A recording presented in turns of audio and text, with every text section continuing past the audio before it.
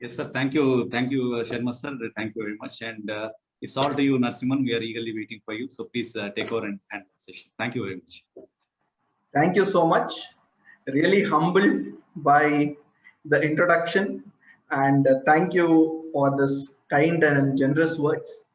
Thank you to the organizing chapter for inviting me and for sharing the thoughts here.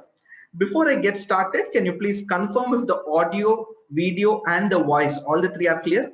Yeah, very much clear, Narasimhan. Thank you. Fantastic. And just as a backup, just in case there is a technical failure or a network issue, I should be back in a few minutes. Not that it's happening regularly, but a couple of occasions recently it did happen, just giving as a preemptive notice. Okay. This concept of SOC, which is your service organization controls, okay, that is something which was known as service organization controls very famously a few years back. And this, of course, we're going to talk about the history and all of this information shortly, but just give me a minute. I can notice that accidentally people are annotating the screen. Let me just disable that, because sometimes, you know, there is that trouble. Clear all drawings. Fantastic. Okay. The concept of SOC, S, O, and C earlier stood for service organization controls. But over a point in time, things matured and people felt that, you know, the SOC, the scope of it and the way it is designed is very, very vast and wide. So why should we restrict it only to a service organization? Let's look beyond it. And that's when they came into system and organization controls. Okay, so that is what is the latest meaning, because I'm sure there are a lot of, you know, words or ways in which people are aware of. Point number one. Point number two, what is a service organization control, or rather a system and organization control? What is a service organization? Just hang on for a few minutes, you will get a clarity on all these aspects. And I understand here ISACA is a very wide set of a community. Some of them have, you know, years of experience in the technical side, some of them years of experience on the governance side, some of them more on the audit side. It's a combination. So I will have to address all the masses. So please bear with me if you feel some things are very fundamental and rudimentary. On the other end, I will definitely take you to the advanced portion of it. It is a journey which we'll have to go through. And please bear in mind, I'm going to cover obviously the basics first and then slowly move into the part where we're going to discuss into the details. Okay. So I think a brief about me was already given. I don't want to spend too much time into it. Let me quickly head into the agenda. What I thought I'll speak today is, first I'll give an introduction to SOC. How, what, why, when, some bit of history background. Once you've got an idea about it, we will move into understand what are the types of SOC. Unfortunately, the presumption is that you have only SOC 1, SOC 2, SOC 3. There are other types as well. You have something called SOC for supply chain, SOC for cybersecurity. We'll come into it. We also have certain other related terminologies, which is very important for you to understand. And then we'll spend some time into this FOSO framework only to the extent it is necessary for this purpose of discussion. And if you have to get started tomorrow, or if you get a client engagement tomorrow, what is it that you can do? How do you approach it? What are the roles? What are the opportunities? So I plan to address this on a structure. Okay, so let's hit the first question. What is SOC? As I told you, SOC is a system and organization controls. Okay, so what is a control? I'm sure most of us are aware, but just to reiterate the academic meaning, or, you know, the definition, how we can call it. Control is a policy, a procedure, a practice, a framework, an organization structure. Policy, procedure, practice, framework, organization structure, which are enforced by an organization for ensuring risk is minimized or it is prevented, detected, corrected. At the same time, the organization's objectives I am able to achieve. Very simple. Control is anything which will ensure risk is minimized. It could be in various forms in order to achieve your organizational objective. Now, what is the context of a SOC and how does the service organization come in? How does all of these come in? One by one, we are going to spend some time. I'm sure this particular chart, all of us right from the initial days of our career, either as a system auditor or as a professional, you've been hearing. Let's quickly reiterate, just for the sake of, the common benefit of all. Any organization has three lines of defense. And let me tell you, when I use the word three lines of defense, we are primarily referring to if a risk take place or if there is some accidental trouble, problem, whatever you may call, these three lines of defense should be in a position to catch hold of it. Failure of these three lines of defense may create some sort of a trouble. Even if these three lines fail, you still have the external regulator or the external auditor or the regulator. Assuming if all of them fail, then it's a big disaster. Correct? And if it so happens that way, the impact of it is something very significant. A classical example is a hotel chain acquired another company. A hotel chain acquired another company. And the moment they acquired this another company, they did no doubt some bit of due diligence, but they didn't spend too much time on doing a due diligence on the technology infrastructure of the acquired entity. Little did they know that somebody in the back end already had access, and that was there in the last 2 or 3 years. Because it was a smaller hotel chain, nobody really bothered, but this bigger hotel chain, when they acquired the smaller hotel chain, invariably systems got integrated. Through the back door, the access was enabled to the larger hotel chain, thereby leaving a huge amount of the customer's data into the public domain. I'm talking about Marriott Group of hotels. And this is a classical example where one of these lines of defenses, or rather all the lines of defenses, unfortunately failed. Now, can you always say all my defenses will always work? The answer is no.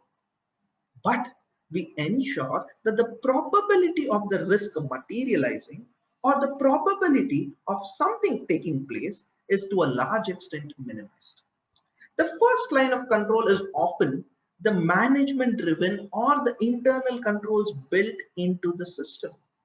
An example of that could perhaps be, sorry, is there any trouble? I think, yeah, okay, it's audible. So one of the biggest requirement or one of the biggest advantage of that first line of a defense is that they are fairly well set up and organized. Okay, so you have your management controls and internal controls very, very well set up. And once you have that, a huge possibility of risk is minimized. These typical controls could be the checks and balances performed after a person writes a program, the change management structure. You have what is called as the CAB, Change Management Committee. All of these are all simple things which can actually probably help you solve it. Of course, one could argue the CAB may come under first line or second line of defense. The point is not that. I'm just trying to focus on where the point can be eliminated. So when the initial department, the person who originates that task, he or she himself verifies it, yes, that's your first line of defense. The second line of defense is coupled with certain additional layers. You have your financial control, you have your information security, you have your risk management, or what is popularly in larger organizations called as enterprise risk management. You have certain aspects of quality, inspection, compliance, and likewise. Now, each of this, my dear friends, has built in some bit of a slightly external stakeholder. Why I use the word slightly external, even though that may not be the perfect word, because those who are doing the task is not the person who's reviewing it, and therefore your second line of defense to some extent acts like a 4I principle.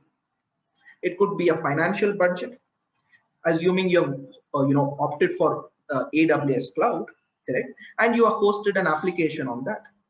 You have what is called as an IAM, where access is enabled. You have what is called as Cloud Watch, where you're actually watching certain things in terms of traffic movement, etc. You have what is called as AWS budget, which can tell you, are you exceeding the budget? Is there some sort of a, aspect coming into it? Let me give a very, weird example where I had an opportunity to work with. One of these companies, quite similar to that of a TikTok. Okay, what does TikTok do? It basically a video streaming platform. And we all knew that a video streaming platform, you are doing certain things in your mobile phone or in your laptop, but the data is hosted against your profile name in that particular portal. Now, this organization, of course, quite similar to that of TikTok, they came into picture or they came into existence only a few months back before this lockdown, and they were a make in India company. And the moment TikTok was banned, there was a huge surge in the traffic in this particular app, and they were hosted in AWS. Now comes an interesting question. Now they had to scale up significantly, but you cannot expect that, hey, just because I have huge number of customers, I will increase my bandwidth and my resource capacity to 10x or 15x. That's a question which you have to address. So that is where AWS has a very flexible option where you can enable more and more additional cloud storage.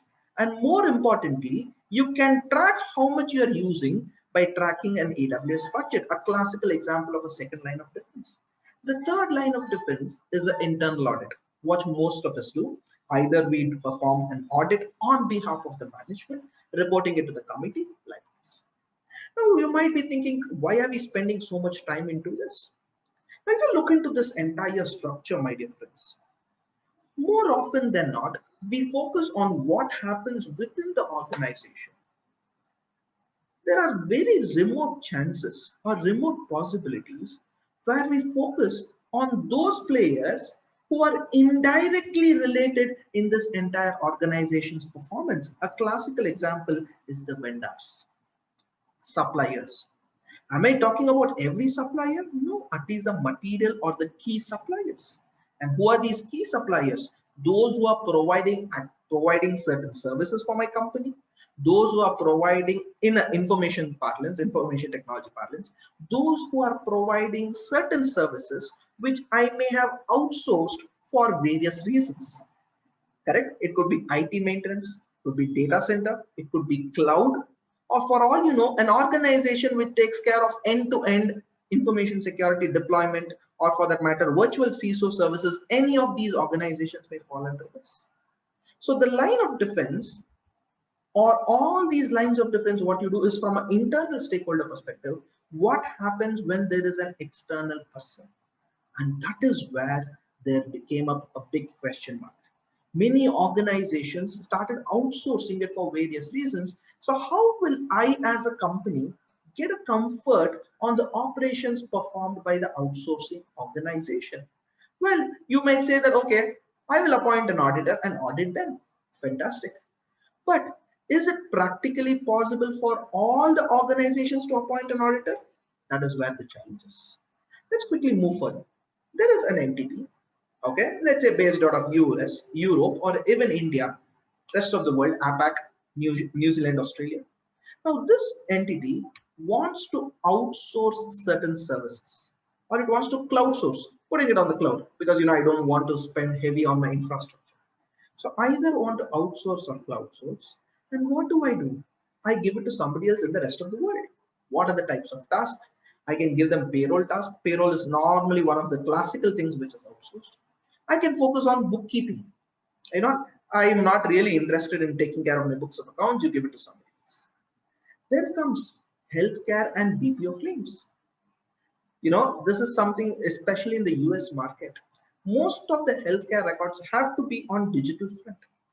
Even if they are not on the digital front, if they're physically written, they are literally scanned and pushed into the people here in India so that somebody actually reads through and starts editing and typing it.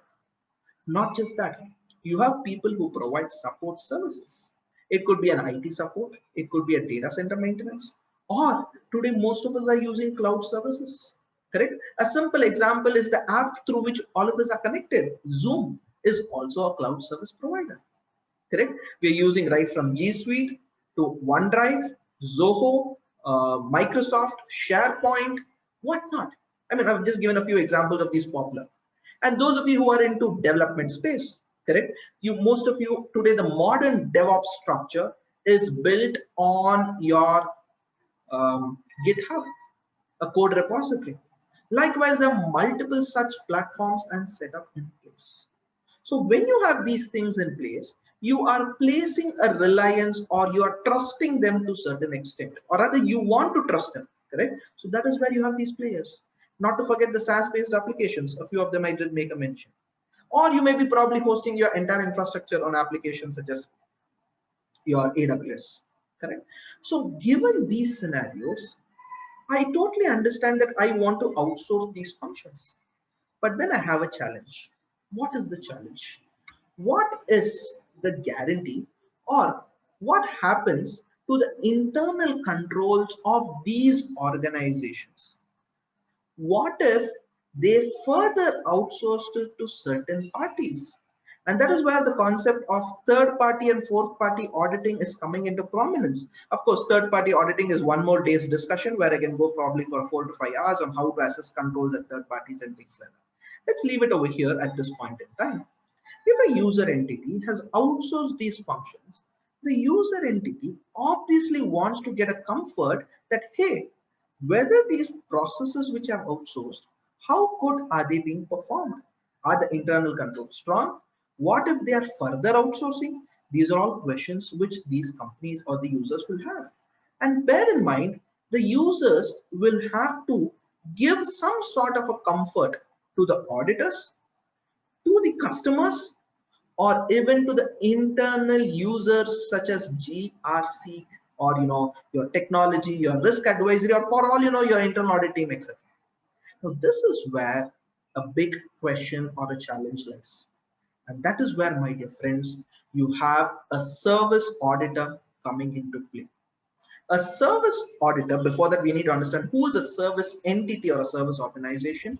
These entities which you notice within the two circles, or rather the curves, which is the payroll, bookkeeping, etc., to whom we outsource, is called as a service organization. The service organization appoints an independent person called as a service auditor, and that service auditor gives you a report which is called as the system and organization controls report. These reports are typically of three types: your SOC 1, your SOC 2, and SOC 3. And please bear in mind, on the extreme left, you have the set of users, correct? You have the set, you have the set of users who are auditors, customers, internal, etc., who get a comfort from this sort of setup. So I hope my initial introduction for the first few minutes has made it very, very clear in terms of what a SOC and where it comes into play.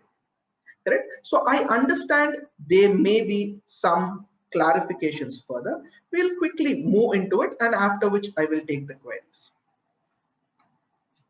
So we all know the lines of defense which I just spoke a few minutes back. If I have to further bifurcate them, these lines of defense, you have the first line, which is more of a self-assurance. As I told you, the business teams, the process teams take care of it. The second line of defense is some sort of a policy, oversight, a make a check, a review, where the 4I principle comes in. The third line of a defense is completely independent. It could be an external, internal audit, whatever. Whereas the third line of defense normally gives an assurance, correct? Whereas the second line of defense may perform as well as give an assurance. Whereas the first line of defense is self-assurance and performance, correct? If you look into from a PCI standard perspective, those of you are aware, PCI up to a certain limit, correct? I think about 3 million or 6 million transaction. Up to a particular limit, self-certification is absolutely permitted. So you may probably still fall within the first line. You can call it, perhaps it's more like a first line of defense, or maybe the second line. So that's what we're trying to look into, correct? Anyways, coming back. Now, in the third line of defense, you notice other independent review. This is where SOC actually has a major role to play. Okay, so that, my dear friends, is the lines of defense and the concept. So what exactly is a SOC? As I told you, it is system and organization controls. Earlier it was referred as service organization controls, as I put it, and therefore earlier it was restricted only to service organizations. I repeat, it was restricted only to service organization. The scope grew over a point in time. Now let's see why this came into picture. Why would somebody want this?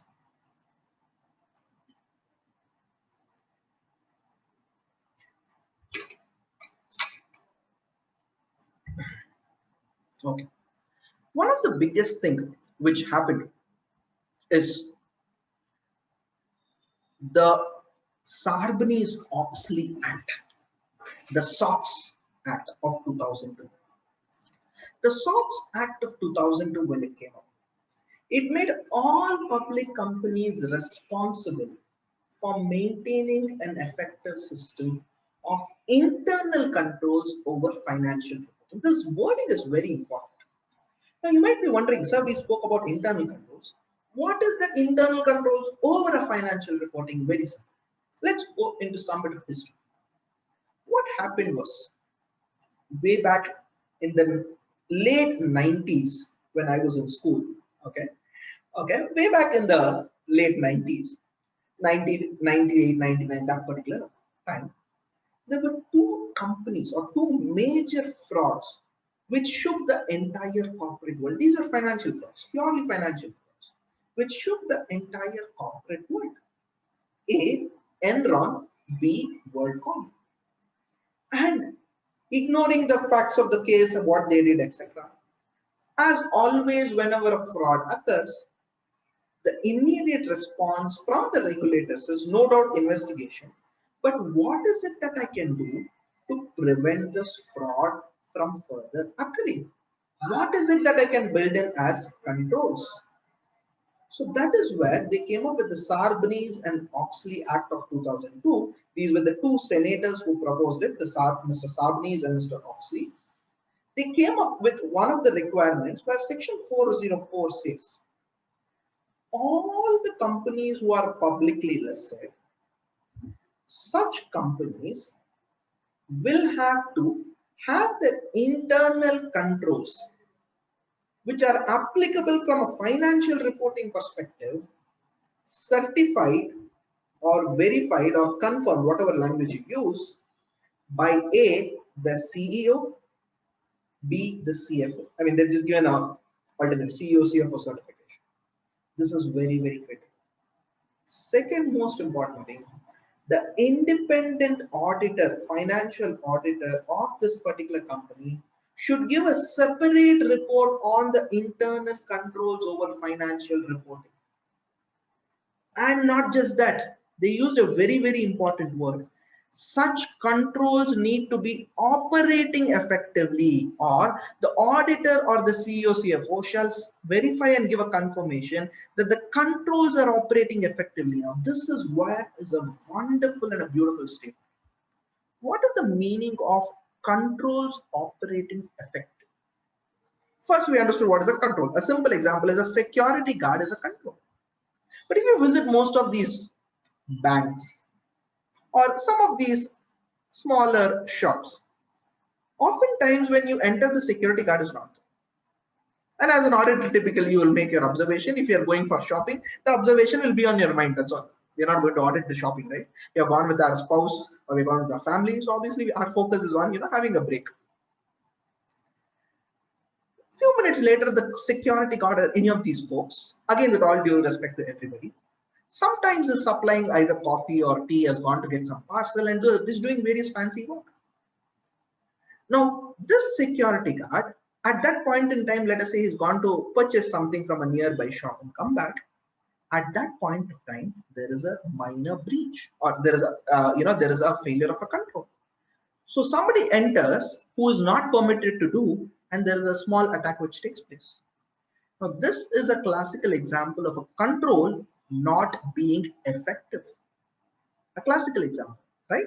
So that is where, my dear friends, the Sarbanes-Oxley Act said, hey, I need the auditors and these folks to independently verify whether these controls are operating effectively. And that is what is an important thing.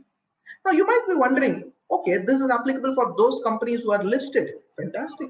But these listed companies use lot of services of outsourced companies, or rather, service organizations to whom they have outsourced.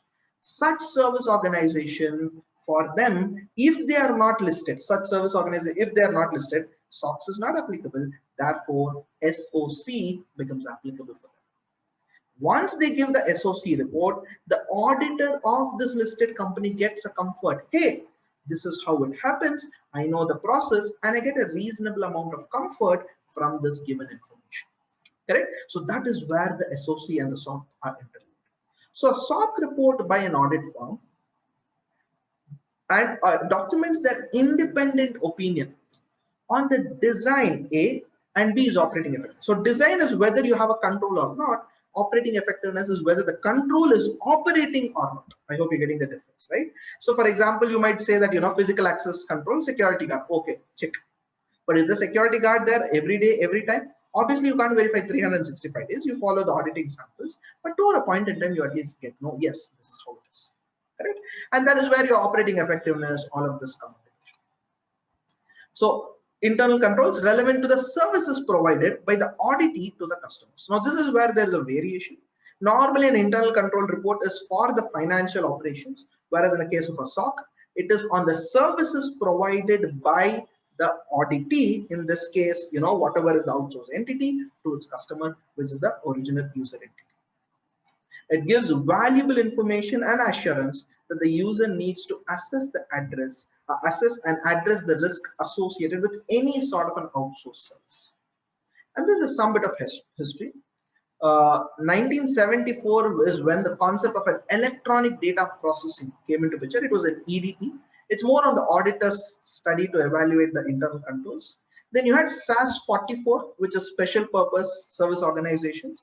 SAS 70 service organizations came in the year 1992. I do understand that SOCs came up subsequently. I'm just talking about the history and the evolution and the interrelationship. Then 97 and 99, the dot-com bubble, Web Trust and Sisters. I'm sure many of you, the senior members, would have worked on it. 2003 was a game changer. They came up with what is called as, trust service criteria. And this is something very, very interesting. You can download it for free. It's available in the ISACA website. Trust service criteria. Merger of what I call it as a web trust and the sys trust. So these both came together, and that's when the trust service criteria came into play. Then you had the SSAE 16, reporting of the controls at a service organization. And at 2011 came up a concept called SOC 1, SOC 2, and SOC 3. What are each of these? We're going to spend some time. Hang on. And 2017, SSAE 18 replaces SSAE 16. The focus of SSAE 18 is not just on the service organization, but also on entities which the service organization is further outsourcing, the controls over that, and a lot of those things. And 2008 is where they changed that SOC can be even for cyber security. SOC can also be for supply chain. Okay, this session, of course, we're going to focus only on SOC for service organization. Cyber security and supply chain may be another day's session, which we can keep it apart for the time. A few terminologies, I'm sure by now you would have already got it. User entity is the entity that uses the services by the service organization. In my example, the entity towards the extreme left in the diagram which you notice, or in that infographic, or you can probably even consider, the listed company based out of US who's using the services of ABC company based out of India, to whom there is some sort of a transaction. Next comes service organization. Now, service organization is a segment or the entire team that provides any sort of a services predefined to user entity. Then you have a sub-service organization, an SSO. Not a single sign-on here, okay? An organization to whom the service organization outsource. And then you have a service auditor who's a typical independent CPA. Very, very, very, very, very important. He or she should be an independent CPA only. You cannot be, as an ISACA member, you cannot sign a SOC report. You can merely endorse and give it for the comfort of a CPA. The final official report shall be signed only by a CPA. Okay, and the CPA cannot be a CPA anywhere. He should be a CPA who has a certificate of practice and a membership with one of the federal state boards of USA. So the way in it works is, in India we have a CPA, which is equivalent, which is called as a chartered accountant. In US, you have what is called as a certified public accountant, and the organization is called AICPA. AICPA, because of the US federal structure, each of the state boards, okay, I repeat, each of the state boards empower the person or the CPA and give the license for the CPA to practice. Okay, so only a person who has a license to practice, and I repeat, only a person who has a license to practice and is recognized by the AICPA or the state board is permitted to sign a SOC report. Now, I have a friend of mine who is an Indian CA who's signing this, Indian CA, can he sign a SOC report? The answer is no. I am a ISACA member, I have all the 4 certifications, can I sign the SOC report? The answer is no. Please note, I'm talking about the external report. Internal audit, all these other exercises you can do it. Whatever I spoke of, all these exercises you can definitely do it. And the last thing, I am a CPA based out of India. I have a valid license. Can I still go ahead and do it? Please check with the CPA whether he has a license to practice anywhere in the world or only he can practice in US. There are certain state boards which have a restriction that you cannot practice anywhere in the world, only in the US entity you have to sign it. In that case, the US CPA firm has to sign. Certain state boards, for example, I remember, I think Montana State Board has a rule which says as long as a CPA, you are following the code of ethics, wherever you are there in the world, go ahead and sign it. So you can go ahead and sign these engagements. So please be a little cautious about it. Just an example. Then, Elangovan, just to interrupt, can a firm like say Deloitte, KPMG by themselves are also authorized to be CPA firm? I'm so sorry, sir. Your voice was not very clear. You said Deloitte, KPMG? As a firm, on behalf of a firm, not an individual CPA, but the firm is a certified, certifying CPA authority. Yeah. So it is possible. So either you are an individual CPA or a firm of CPAs who has taken a recognition. For instance, it is EY, Deloitte in your case, what you made a mention, and they have a license to practice as a CPA firm, then they can. Exactly. The firm also, yeah. Okay. Yeah, the firm again, you have to follow the AICPA regulations with respect to the CPA. Okay, I think perhaps you mistook, because here I told the word independent CPA. I never said individual CPA. It's an independent CPA. It can be a CPA, a group of CPAs, a firm of CPA, however it is. But that CPA should have, even if it's a firm, okay, your firm may have an Indian chartered accountant, an Australian CPA, that is your choice. If that firm has got a recognition under the AICPA regulations, then you're permitted. Yeah. Okay, got you. Thank you. Okay. ABC Inc. has outsourced its accounting and record keeping to DEF. Okay, so a typical case, ABC is a user entity, DEF is a service organization, and the SOC report from an AICPA auditor will be called as a service auditor. So this will help the user entity, in my example ABC Inc., confirm that the service organization, that is DEF, has system and organization controls in place. The user auditor, that is the auditor of ABC, would also get an additional level of comfort, and based on the discussion we had, he knows that the outsource process is also fairly comfortable. But one of the other questions people ask is, what are the typical types of services provided by a service organization? A is a customer support, typically calls, internal calls, external calls, leads, whatever, conversations, telephonic post-sale support, all of this, warranty inquiries. Healthcare claims, massive amount of healthcare claims from US gets outsourced to countries like India, Philippines, I think to some extent even in Thailand, correct? So this is where healthcare claims are being processed. And most of the organizations, they work, I think, in a RDP setup, remote desktop setup, or a VDI sort of a setup, or a Citrix sort of a setup. But still, the healthcare claims are being processed by the Indian entities, and the US entity will often ask the Indian entity to submit a SOC report. Sometimes when you're outsourcing any of your services, such as your network, production, security, hardware, to some extent even your cloud, they come under this. Then you have managed security if you have a shared SOC. And here what I meant by SOC is not a service organization. What I'm talking about is a SOC, which is your cybersecurity SOC. I'm referring to that, right? So that if you have it, maybe a managed services may probably come into it. Or today's fintech, fintech companies or fintech services, where you're talking about crowdsourcing, Bitcoin, and a lot of these things, which will be there.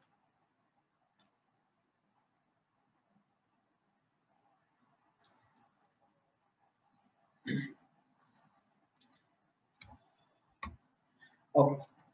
Now let me also explain today's modern startups, how they structure themselves. Now if you see modern startups and fairly little beyond these modern startups, even today organizations are coming into the structure where they do not want to, I repeat, they do not want to have a dedicated infra team and infrastructure. So what they rather do is, they head into a simple setup. They said, I will pick up either an Azure or an AWS or a GCP to host my entire environment. GCP is Google Cloud Provider or service provider, to host my entire infrastructure. And I will typically load my application or build my application on that particular IaaS or the cloud service provider. And I further issue or give my services to multiple parties. A very interesting setup. Let's take a simple example, an application like Netflix. Netflix is a typical cloud model, correct? Just that, we don't realize it, but it is going on a subscription model. Of course, it is not used for our professional services, but it is definitely used for your entertainment, relaxation, one. Let's take, for a simplicity's sake, a Netflix model. Netflix is hosted in Amazon Web Services. Swiggy is hosted on Amazon Web Services. So many of these, of course, if you read those blogs, Netflix, Swiggy, all these folks have a very, very interesting blogs. So please do read it up. You get a lot of literature on that. Okay? And even companies like Airbnb, etc.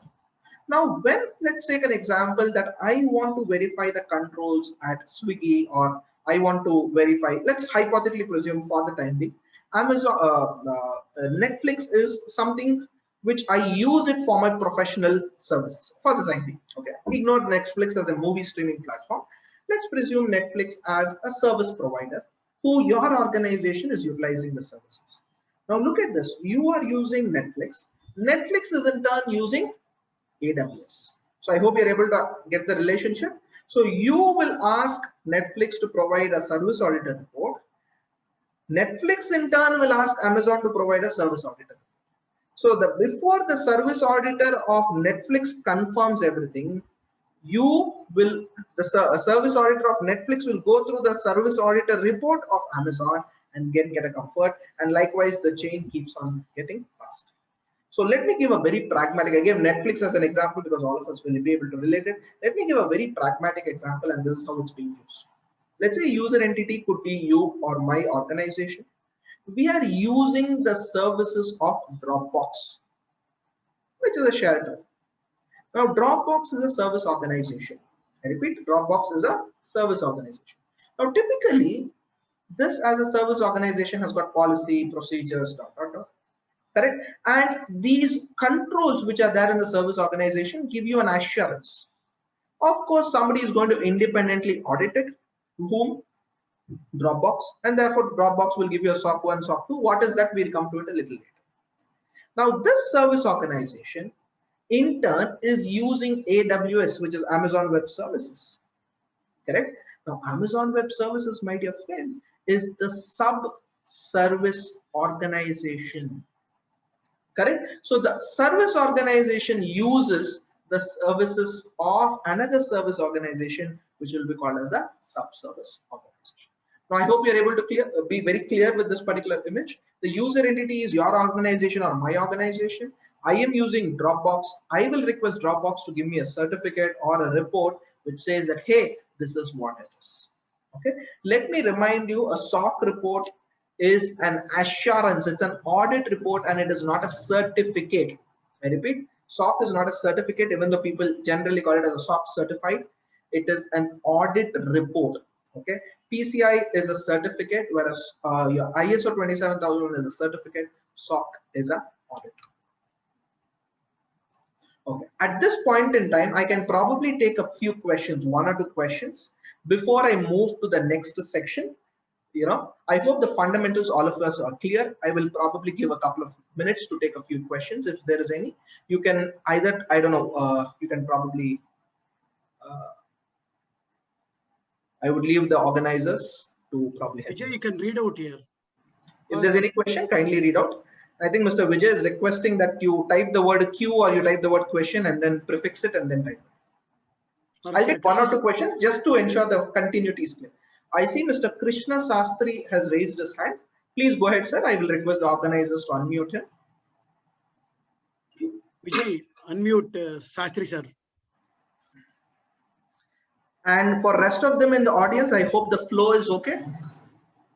You're finding any difficulty? Am I too slow? Am I too fast? You can quickly drop a message in the chat. Vijay, you're there? Okay. Flow is good. Take it. Thank you. Vijay or Praveen? Fantastic. I think it's going good. Okay. So looks like, okay, Mr. Vijay, what I would suggest is if you can drop a question in the chat window, that will be helpful. Yes. At this stage, since there is not many questions, I will take further. I think they unmuted me. Am I audible? Yeah, yes, sir. Please go ahead. Yes, sir. Yeah, please. So is it more like doing something called vendor risk management on the other side? Then what is the difference between the SOC and a complete vendor risk management? Very good question. Very good question. See, when I am an organization, because I don't know whether they give the opportunity for me. The next question also I want to continue it. Please finish If I'm hosting an Amazon cloud, is Amazon going to allow me to do whether they did the perfect risk assessment or not? Fair enough. Good question. Good question. Okay. So I'll put it like this, sir. First, vendor risk assessment is something which I do on all my vendors before I onboard them or as an annual exercise. Say, for example, I'm an entity, I am a company based out of India, whatever.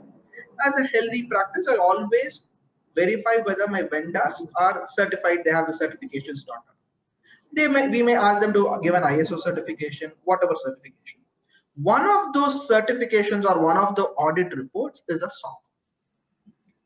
We as a sometimes this vendor verification process also, or the third party verification, is outsourced to certain CPAs, CISAs, etc., where you will not audit them, you will rather ask them to go with a SOC report. If they do not have SOC, if they do not have ISO, if they do not have certain certification, then you go ahead and give them a checklist, ask them to fill it up and say, boss, we want to evaluate. So that is typically how a third party verification or a vendor verification happens. Point number one. Point number two is what happens in a scenario, where companies like Amazon, I obviously am not going to, Amazon is not going to permit everybody to come forward and audit my Amazon's infrastructure. So what Amazon does is, Amazon, Dropbox for that matter, they have a service auditor report which is done irrespective of A client or B client. They give an independent service audit report, okay, service organizer, whatever the SOC report. They give it irrespective, I repeat, irrespective of client A or client B. Whoever is using Amazon services will be given this report, and that report demonstrates what is the controls they have in place. Please bear in mind, these reports are confidential, and therefore there is normally either an NDA or a declaration signed off, only then it is given. Certain times these companies, what they do is, whoever downloads, that person's email ID also will appear as a script, just like how when you download an ISACA document, it says this document is for so-and-so person membership ID. Likewise, it will appear either as a superscript, subscript, or a background image or any of this. So they have these reports very much available. I hope I've answered the question. One other question from Mr. Pawan: can a user entity audit sub-service organization controls, or even service organization can audit sub-service organization controls? Pawan, I'll take this question a little later. Talk about a method called inclusive method and exclusive method. There we will address. Again, today, all of this depends on the power of the user entity. The user entity is extremely tiny and the service organization is a larger player. You'll be forced to follow whatever that fellow gives. That's the typical rationale which works. But can we request? We can always request. Will they give it? The answer is no. So normally what they do, they just say we are ISO 27001 certified or a SOC certified or a SOC report we have, we just give it to you. So when they give the SOC report, that itself is an exclusive document and an exhaustive document. What are the exclusions? How do we interpret a SOC report? Towards the end, we will cover that. Okay, Pawan, to that extent. Now, how about, will Dropbox cover the controls of Amazon as well? That is where you have the inclusive and exclusive method. There I will address it.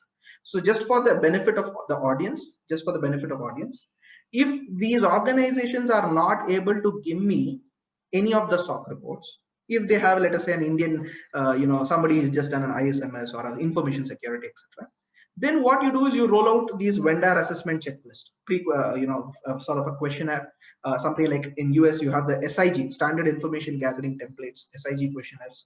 So you roll out these questionnaires, and from that you collect the data and evidence, and then you evaluate. So that's a huge market potential when it comes to US and European markets, and India just come. Okay, so I'll just take one more question.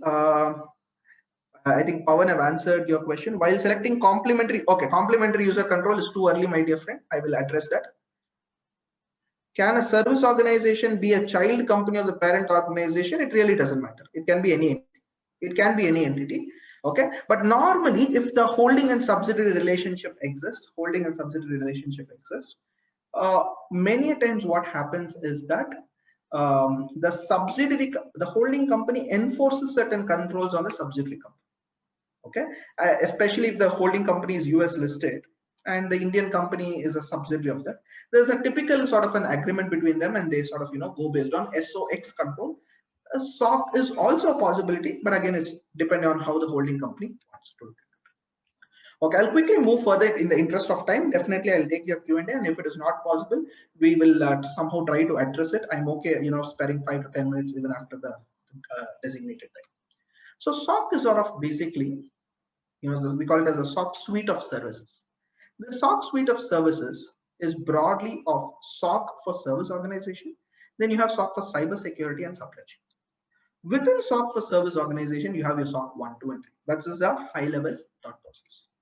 So what happens if you are having SOC for service organizations?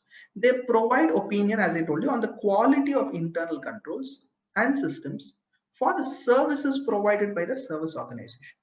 It gives you valuable information that any user can assess and identify the risk. Couple of types: SOC 1, SOC for service organization, is an ICFR. SOC 2 is SOC for service organization based on the trust service criteria. We'll address each of this. And SOC 3 is trust service criteria, but for general use report. That means anybody can download a SOC 3 report, provided that organization has undergone it. SOC 1 and SOC 2 are restrictive reports for a specific purpose. Now, what is SOC for a service organization, ICFR? See, whenever you are doing something relating to financial outsourcing, you want to get a comfort on the operations or the numbers or the way in which they're doing. That is where ICFR comes into picture. To meet the needs of client service organization and auditors of the client, which is basically user organization. So typically a SOC 1 comes into play whenever, I repeat, typically a SOC 1 comes into play whenever we have, SOC 1 comes into play whenever we have the auditor of the user entity will request. A classical example is payroll outsourcing, books outsourcing, etc.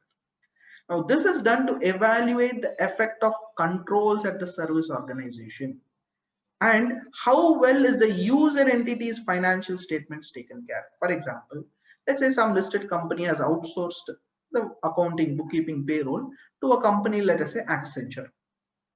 Now they want to get a comfort whether Accenture is following practices and standards which are good enough for them to get a reasonable amount of comfort. So that is where Accenture will appoint an independent CPA firm. Whether it does it for the entire organization or a specific department, that is Accenture's choice, but it will get it certified. Okay, to evaluate the effect of the controls at the service organization on the user entity's financials. And in my case, who is the user entity? I told you the entity who's outsourced. Okay, it also assists in preparing ICFR report of the auditor. So I told you ICFR report, which is a report which an auditor has to give, an independent report, especially if the companies are US listed and they have the SOX applicability. Correct. It also helps to assess the fairness of what is called as management description. This is a very important document. The management description. So every service organization report, as a part of the SOC report, will have what is called as a management description of services. So how well is the services? What is the extent to which it happens? All of them are defined. And last, usage of these reports is restricted to the management of service organization, user entity, or user auditor. These are things which are clearly mentioned in the audit report. In fact, it is a restricted use and clearly mentions nobody other than the following shall be using this report. Okay, so if somebody else uses the report also, nobody can claim the liability. Now this has got two types, type 1, type 2. Okay, now this is where we are going a little deeper into it. We have three types: SOC 1, SOC 2, SOC 3. For SOC 1, you have a type 1 and a type 2. Okay, so type 1, it reports the suitability of the, look at the words, design of controls. And this design of controls is as on a specified date. For example, as on 31st of March, or in case of US, as of 31st of December, I want to define that what are my controls, and this is how the design looks like. I sort of do a basic check and I get a comfort. Yes, this is type 1. Please bear in mind, type 1, I do not go and test the control effectiveness. In other words, I check whether security guard is there. Maybe one sample I may just check it. I will not check for the entire period of 6 months or 1 year whether the security guard was there, coming consistently, regularly, Example 2, I will just check whether the firewall has enabled a few logs in place or not. I may just do one sample check, but I may not go beyond that and say for the entire period of 6 months or entire period of 1 year, whether the firewall logs are tracking and is there proactive management. So type 1 is design of controls specified. Type 2 is design and operating effectiveness. Design and operating effectiveness to achieve the related control objectives. Okay, design and effectiveness to achieve whatever is your control objective. Please bear in mind, type 2 is always for a specified period, and this period should be a minimum period of 6 months. Normally up to 12 months also is considered. Okay, so throughout a specified period of 6 months to 12 months.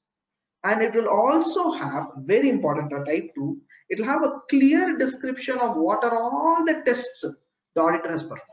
I repeat, it has a detailed test of what are all the auditor has performed for every control.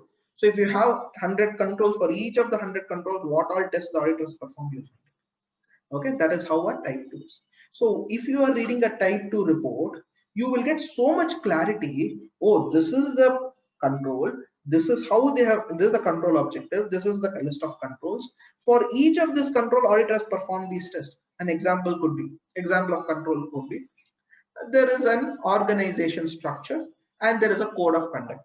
So auditor will write, we inquired if there was an organization structure which has been approved and whether the code of conduct is in place. We also inquired whether the code of conduct has been imparted or informed to all the staff and their formal sign-off has been taken. So that is what you will write in the audit report. And the last column you will write if you have any observations. So that's typically how it is. We'll show you wherever possible to the extent we can, whatever report is that in the public domain, I will try best to show that. Okay. So this is SOC 1 for service organization. Now let's go to SOC 2. Now, SOC 2 is where the beauty is. Let me just pause a minute over here. SOC 1 was serving the basic purpose for introduction of SOC. SOC was introduced for what? For me to get a comfort on the service organization's control. So I got it. But then with this increasing era of outsourcing, cloud sourcing, etc., now I want to get an additional level of comfort whether the security is in place, whether privacy is in place, whether confidentiality, integrity, all these things are in place. So how do I get an additional layer of comfort? That is where they came up with a beautiful thing called as trust service criteria. In the trust service criteria, they went on to go and define 5 trust service criteria, which we'll be looking probably in the next slide. Based on these 5 trust service criteria, I will audit based on the TRICER. So in the previous case, it was based on internal controls or financial reporting, whereas here it is based on trust service criteria. So report at the SOC, and what are the trust service criteria? Okay, I have it here itself. Security, availability, processing integrity, confidentiality, and or privacy. These are the 5 things. Now, often somebody might ask, sir, normally security means CIA, confidentiality, integrity, availability. Why is it separately given? See what happens in the trust service criteria, there is a mapping that these are the specific points with respect to security, with respect to availability, with respect to integrity. For each of them, the focus is on that particular domain. You as a service organization may choose to get yourself audited under all the 5, any of the 5, the choice is yours, or a combination. I repeat, the service organization has the freedom to choose if they want to get themselves audited under all 5, any of the 5, or a combination. However, security is mandatory. So that means security plus you decide how do you want.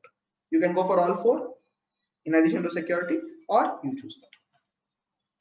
It is intended to meet a broad range of users. That's why if you remember in the previous SOC 1, I clearly mentioned it is only for users, user auditors, and 2-3 people. Whereas in the case of SOC 2, it is meant for a broad range of users.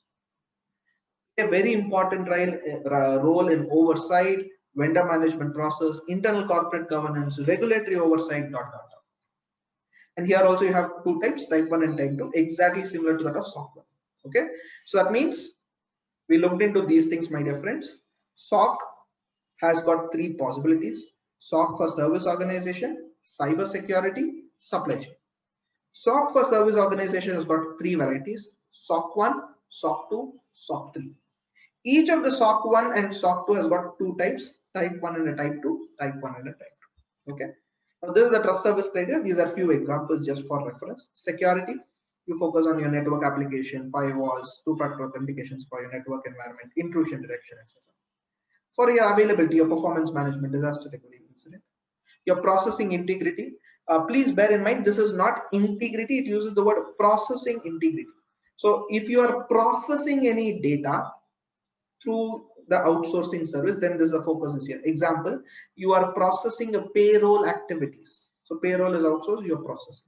You have developed a beautiful application which processes certain exercise or activities. Then processing integrity comes into picture. Whereas in the general CIA triode, integrity alone is there. It's not processing integrity. Okay, so please get the difference. Then you have confidentiality, who has access, what restriction, encryption, all of those. And then you have the privacy, which is again you follow whether the data subject you're following the privacy law, whether you have controls defined, and your bunch of these. So these are the 5 service criteria from a SOC 2. Okay, so as I told you, what are the components of trust services criteria? First is security. This is basically for unauthorized access and unauthorized disclosure, ... Then comes your availability. Systems are available at the intended party to meet the objective. Processing integrity, that whatever you process is complete, valid, accurate, timely, and is authorized. Confidentiality, information is designed as confidential based on the objective, is kept confidential. And last is your privacy. This is something which is interesting. If you see very carefully, privacy is something which was there historically, but only recently companies are including privacy within their objective. Okay, many of them ask, this is a very, very interesting question. Okay, before even I head into this, the components of trust service criteria, if I go into it very into the depth. So security, you can say anything can be there. So how do I sort of identify what are the things which is covered within security? Is there like a checklist? Is there like a list of items? And that is where your trust service criteria is very handy. Just like your ISO has the annex, which is SOA, right? What is the statement of applicability? Where your 114 controls, you say whether it's applicable or not applicable, you give a justification because of the ISO requirement. Likewise, the trust service criteria also has a bunch of requirements. Okay, for example, security, which is considered as a common control criteria, is 33. You have 33 requirements. For each of those 33 requirements, there is a further bifurcation, which is called as point of focus. So the point of focus runs into 214. So 214 point of focuses are there. That means if the security, one of the objective, I'll take you through it. So you'll have to give me some time because I'll complete the theoretical portion and I'll take you a few things live so that you get an idea about it. Availability, 3 trust service criteria are there. Point of focus is 15. Confidentiality, we have 2. Point of focus is 4, and likewise you'll find. In other words, 302 items which you notice is something which you have to demonstrate. You can imagine how exhaustive or how large this can be. Okay, we'll come back to this, my dear friends. Don't worry, I will show this to you. I will also show you how the mapping between ISO 27001 and this happens, and few of those things we will address it. So give me that time, because I'm going a structured flow, and towards the end I thought I'll keep all those practical demos and things like that, because we still have about close to about 45 minutes.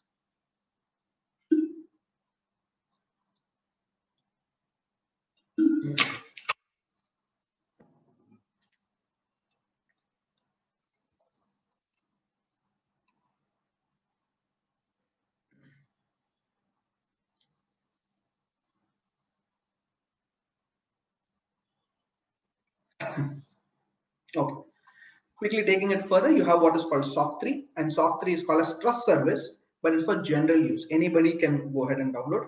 You can search online. You will be able to get SOC 3 reports of certain companies. You will have to search. You may be able to get it. As the name suggests, it's only called as a general use. So many companies, either they keep it as a marketing document, or they don't want to give the SOC 2 to everybody, so therefore they give SOC 3. Anybody wants, they can go ahead and download. Designed to meet the needs of users relevant to all these 5 criteria, and their general users reports, a summarized form of SOC. SOC 2 summarized is a SOC 3. And please bear in mind, SOC 3 does not have a type 1, type 2, because it's a very, very summarized. Okay, so the gist is you have SOC 1, SOC 2, SOC 3. SOC 1 is for ICFR. SOC 2 is for security, privacy, your confidentiality, integrity, and processing integrity. Okay, and availability. SOC 3 again is the same. Criteria in SOC 1 is based on a control objective, whereas in SOC 2 you have what is called as the trust service principles, and in SOC 3 we have what is called again trust service principle, as well as GAP. Okay, GAP is not generally accepted accounting principles. Here it is generally accepted privacy principles. This is something which came up in the US, when they wanted to come up with some sort of privacy law and other things, the privacy principles came. What is the purpose? The purpose of SOC 1 is audit of financial statements. SOC 2 and SOC 3 is typically for GRC, oversight, vendor due diligences, marketing, all this stuff. Usage, as I told you, user auditor, user entity, whereas SOC 2, SOC 3 are fairly broad. And I told you SOC 1, SOC 2 have further types, type 1, type 2. SOC 3 does not have any further. Now, how do you decide what type of a report is necessary? Typically from a service organization standpoint. If you're focusing on customers' financial statements, okay, then it is SOC 1. If you're focusing or giving some sort of a assurance or confidence which has to place some trust, typically relating to trust service criteria, then you go for a SOC 2 or SOC 3. But if you want a detailed visibility of all the processing controls at the service organization, you go for a SOC. Okay, so that is how you distinguish between a 1, 2, and a 3 based on a utilization standpoint. What are a few other types of SOC? As I told you, the couple of things which is newly coming up is SOC for cyber security and SOC for supply chain. Again, this is evolving. I think it has just started. So SOC for cyber security is slightly related to trust service criteria and goes a little further, where you have the guidance note and other things. And on the other end, SOC for supply chain is for producing, manufacturing, distributing goods. There also SOC comes in. Okay, so this is basically going beyond the service organizations. Okay. Now comes a few critical things. What are a few related terminologies when it comes to SOC? I see a few questions. I will take them up. So please give me some time. I will definitely address them. So what are a few of these other related terminologies which are relevant for our discussion? Okay. One of the related terminology we already started off is a sub-service organization. A service organization used by another service organization. Further outsourcing. In a vendor risk management parlance, we call it as third party, is to whom you outsource. If the third party further outsource, we call them as a fourth party. You also have fifth party, the chain can keep on coming, but normally third, fourth, fifth is the maximum. We don't go beyond that. Okay, because see what happens when it comes to this data privacy, when you come to the GDPR, or for that matter any of the SOC, the expectation is that your entire supply chain is compliant with these practices. Okay, so any supporting vendor contractor. Now you should bear in mind, if your service organization is utilizing certain services, let us say housekeeping services, You have outsourced certain IT development DevOps function to a software company in India. That software company in India is hiring one person for the facility management. Now he is a vendor, correct? So will he also get covered? The answer is no. This is the second point which is important. The service organization should rely upon the support of the sub-service organization. Only then we will consider it as a relationship. I repeat, the service organization should rely upon the another service organization for supporting what the organization's commitments which this service organization has given it to end customer. Going back to my Dropbox example. Dropbox, I have saved my data. The expectation is whenever I want, I have to open my data and use it. What if Amazon Web Services is down? Dropbox also may be down, maybe down, correct? So now Dropbox depends on Amazon Web Services for it to be achieving the criteria of availability. Therefore, Amazon is a sub-service organization. The same Dropbox is using the services of a payroll management company. It is nowhere related to this. Correct? It's another matter. Dropbox auditor may want to get an assurance of the payroll management company. So Dropbox will ask the payroll management company to give a SOC report. That's completely a different ballgame altogether. So this basically entities that service organization outsource some of their operations. And I gave an example, a SaaS-based company utilizing a IaaS-based company like AWS also. So somebody asked something called as complementary controls. I'm going to address that. Now, when we are talking about service organization controls, going back to my trust service criteria. Again, I'm not showing you how the trust service criteria looks like. So you have to be a little patient and bear with me. One of the principle of a trust service criteria, it says that availability or confidentiality. Now, for availability in the case of Dropbox, do you think only Dropbox resources will be available? Only then the objective will be achieved? No. I am also dependent on Amazon. So, whenever you have a sub-service organization, there are controls of the sub-service organization which is going to complement your service organization controls. I repeat, Dropbox, you are the auditor of Dropbox, service auditor of Dropbox. Now, Dropbox has a condition in trust service criteria which is availability. Availability clearly says that these are the requirements.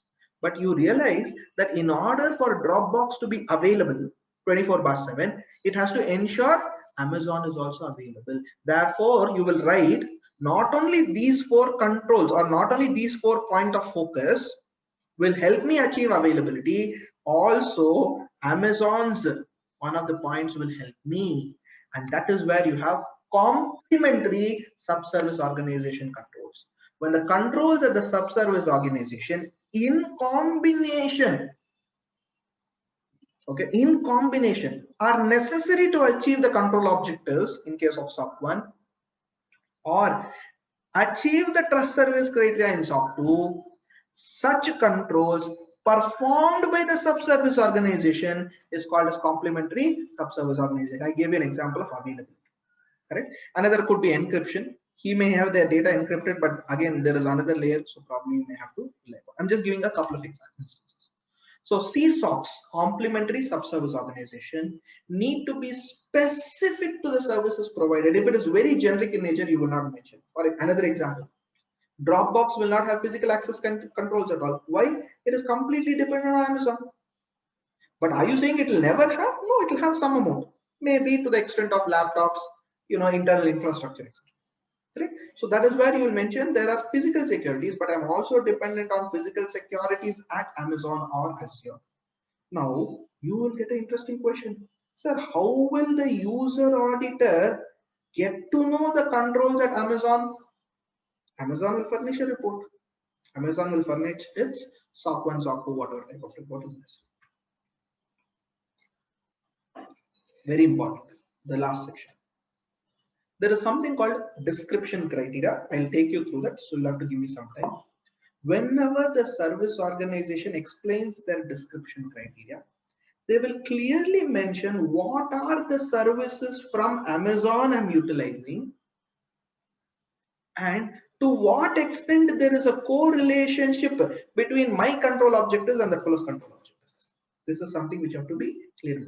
So the description in the service organization need to describe the sub-service organization's responsibility for implementing the CSOC and indicate that the service organization can only achieve its objectives provided the CSOCs also achieve the objectives. So you are giving to some extent a disclaimer there, especially in a type 2 examination. Example of CSOC: controls at completeness and accuracy of transaction on behalf of service organization. Control relevant to completeness, accuracy of reports, physical access controls of data center. Many of them have data center outsourced. So that could also be a CSOC.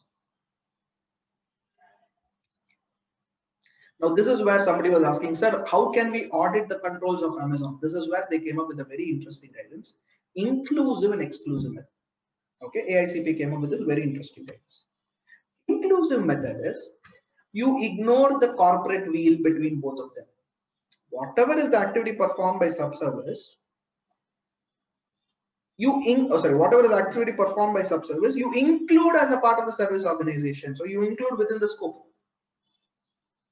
Correct? And they should clearly be identified that these are the activities performed by a service sub-service organization, and you need to get a written statement of assertion of the sub-service organization also, which is where the challenge is. Do you think Amazon has got 1 million customers? Do you think Amazon will give it to each of the customer? The answer is no. So whoever is using Amazon services, by default, which method they will go? They'll go to carve-out method, exclusive method. That is the most common method. Here, the control of activities performed by the service organization are completely excluded from the scope of report. And you mention it, I am following a carve-out method, I will not be able to consider. In fact, they are not identified as a sub-service organization controls within your description. You mentioned these are things I will repeat, I will be considered. Correct? So though these objectives are excluded from the company description, the company should include the methods of monitoring. How do you monitor? You take the report, you take the SOC 2 type 2 report, it has got given all of these. Correct? And this is where your SSA 16 got matured, or it got the new version. Correct? It came, which is the SSA 18, which clearly mentioned how you need to get a comfort on the sub-service and service organization. So the two methods, inclusive, exclusive.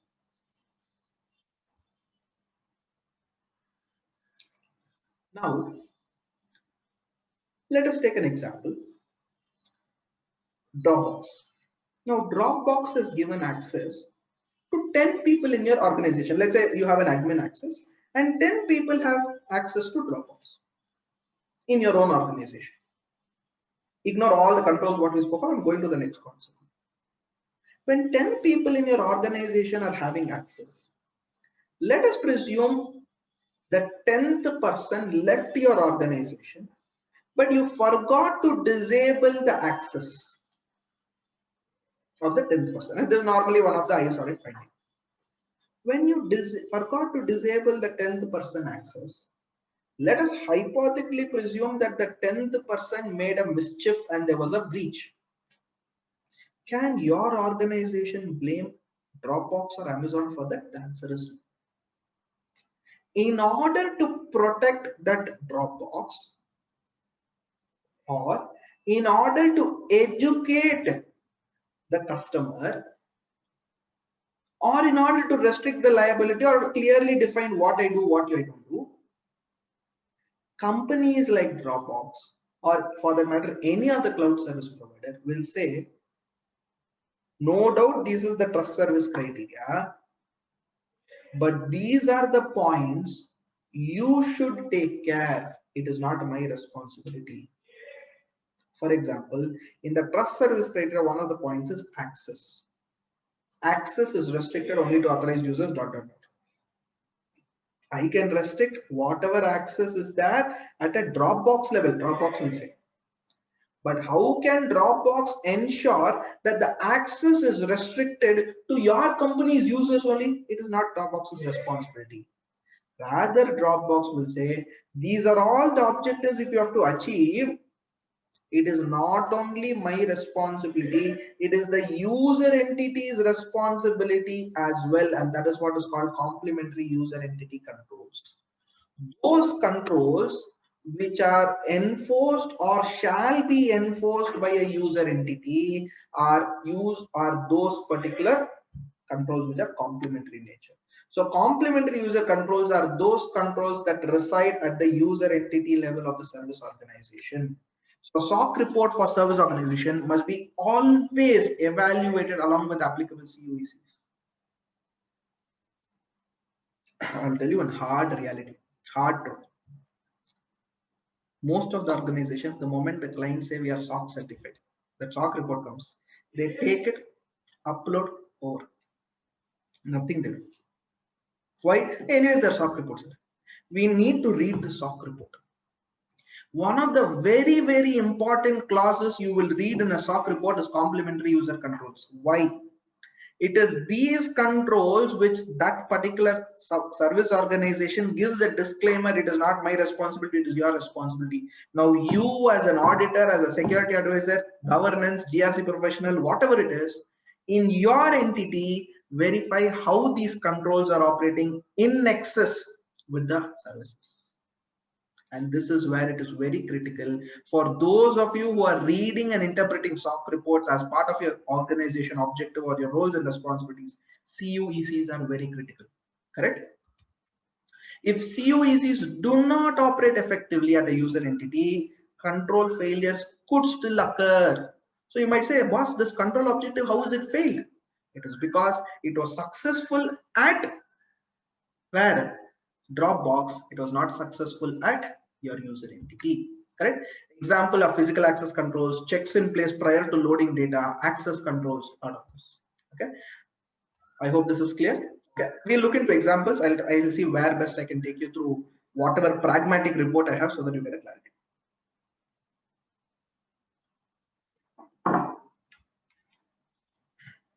This is one more interesting concept, a concept called a bridge letter or a gap letter. Sorry, a concept called as a bridge letter or a gap letter. Many times what happens, my dear friends, the service organization report is dated, let us say 30th of November, or maybe let us say 30th of September, 31st of July. The user wants to get the status as of 3 months later, let us say December or November, whatever it is. Now, it may not be practical for the service organization to appoint an auditor only for the delta period. So what do? The service organizations issues a letter. That letter is called bridge letter. What does it say? It says the SOC audit report is as of 30th of September. From 30th of September till 31st of December, no major changes have taken place.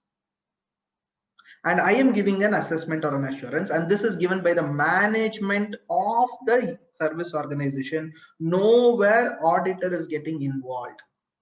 However, the method in which this bridge letter has to be given is recommended by ISACA. The letter is on the service organization's letterhead and signed by the service organization, not the service auditor. What all it will have? It will have the SOC report date. It will have material changes in the environment, if any. A statement that the service organization is not aware of any other material changes. It's more like a declaration. A reminder that, boss, these are the user entity controls that you only have to follow. And a request that user organization, before reading my letter, first read my report, then you come and read this. Not to forget a disclaimer that this letter is not a replacement for actual SOC report. So that is your contents of your typical bridge letter.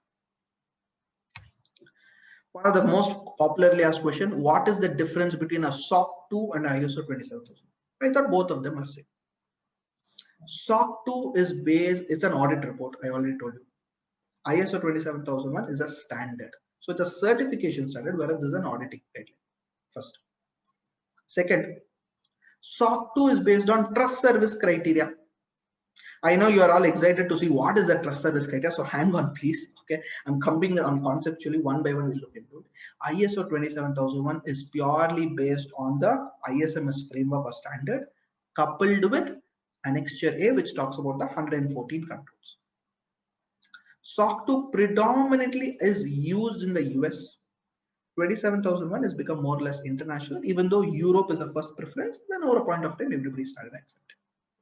A SOC 2 can be applied to service organization from any industry, correct? But normally technology based use it. Again, a 27001 can be used by anybody. Again, whereas SOC 2 slight inclination towards tech audit.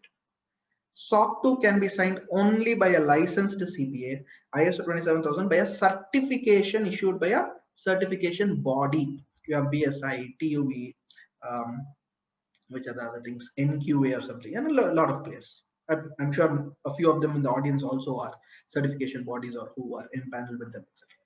What is a SOC 2 for? It is not only give a level of systems or a security against the principle, it also gives that operating effectiveness, provided it's a type 2. ISO 27001 is more of a management standard. Okay, so where you may not probably go ahead and say, hey, these are the problems, these are the caveats and things like that. Okay. Now, is there a mapping between an ISO 27 trust service criteria to 27001? This is a very interesting thing. Trust service criteria is mapped to 27,000 requirements. 15 points are mapped. To the annexure, 19 points are mapped. So that means 34 points are mapped. Correct? Whereas in SOC 2, how many points are there? How many criteria are there? 61. So 56% is mapped.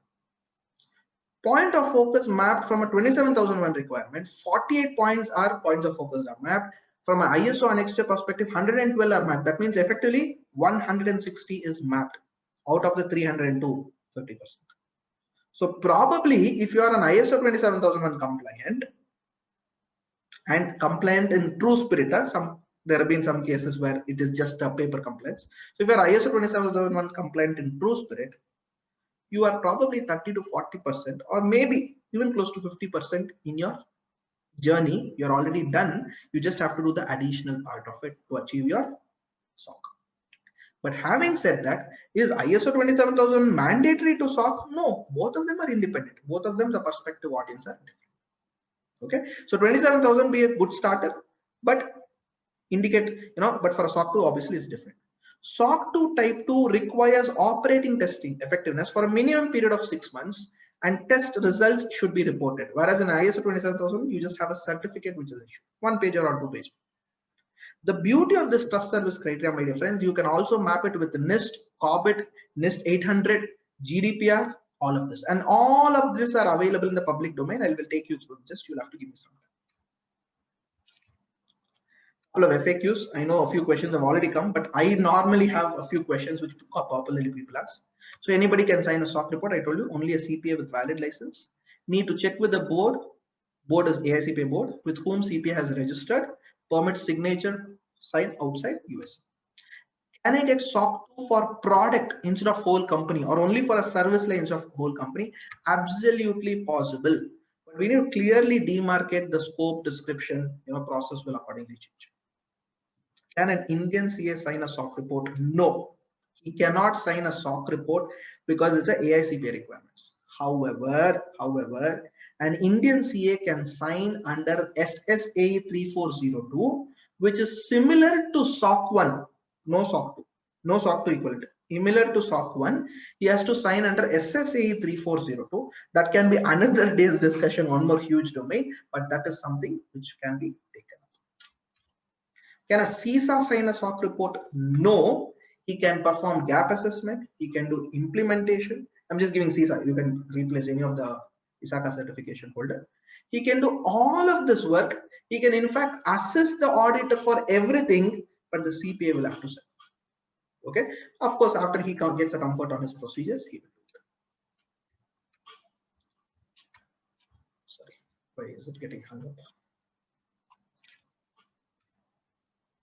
Okay. We are almost at 12:30. So at this point in time, before, okay, I'll probably finish the COSO framework and then show you the live demonstration of few of these. Quickly spend a few minutes on COSO framework. Again, COSO framework, to the extent it is relevant, only we're going to discuss.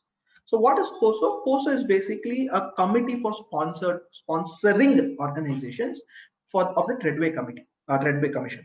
So COSO came up as an initiative of this 5 very interesting organizations who wanted to build in a very good internal control framework. So most of you say COBIT. COBIT is a governance and IT related framework, correct? Governance and management objectives. Your ISMS is an information security management. So both of this focus only on IT. COSO does not focus only on IT, it goes beyond. That is the beauty of COSO. COSO is an organization-wide internal control framework. Okay, so if you visit one of these fancy charts on Google, the interrelationship between framework, you'll find COSO as the base, and all of the standards which are coming on top of it. Okay, so it's a 5 of these association: American Accounting Association, American Institute of CPA, you have IMA, Institute of Internal Auditors, Financial Executive Internationals. So CPA, that is the reason they obviously endorse this. So COSO develops guidance documents that help organizations with risk assessment, internal control, fraud prevention. They also have something called as an ERM guide. Very good document. You can probably pick it up and read it. Of course, there's a paid version. You'll have to pay that appropriate fee. Their vision is to be recognized as a thought leader in this particular internal control space. Okay, so it was developed in 92. I think in 2013, the internal control framework was substantially revised. 2017, ERM framework was revised. So this is a beautiful 3-dimensional cube. They say that any internal framework should have 3 aspects. On the top, what they call it as columns: operations, reporting, and compliance. So they're categorizing the objectives which is represented by columns: operating, reporting, and compliance. On below, what you have is called as the rows. So on top is objectives. On the 3, the rows are 5.